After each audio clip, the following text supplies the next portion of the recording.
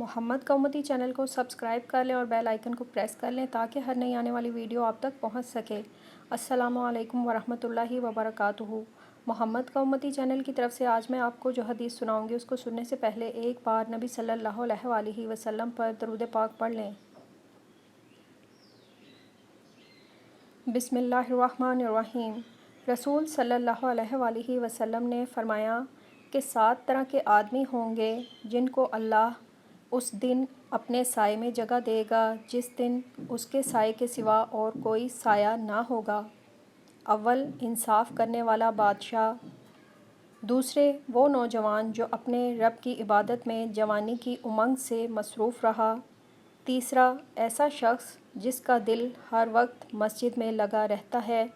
چوتھے، 2 ایسے شخص جو اللہ کے لیے باہم محبت رکھتے ہیں اور ان کے ملنے اور جدا ہونے کی بنیاد یہی اللہ کے لیے محبت ہے۔ پانچواں، وہ شخص جسے کسی باعزت اور حسین عورت نے برے ارادے سے بلایا لیکن اس نے کہہ دیا کہ میں اللہ سے ڈرتا ہوں۔ چھٹا، وہ شخص جس نے صدقہ کیا مگر اتنے پوشیدہ طور پر کہ بائیں ہاتھ کو بھی خبر نہیں ہوئی کہ داہنے ہاتھ نے کیا خرچ کیا۔ ساتواں، وہ شخص جس نے تنہائی میں اللہ کو یاد کیا اور بے ساختہ آنکھوں سے آنسو جاری ہو گئے۔ یہ صحیح بخاری کی حدیث ہے۔ اسے جتنا ہو سکے دوسروں تک شیئر کریں، ویڈیو کو لائک کریں اور چینل کو سبسکرائب کریں۔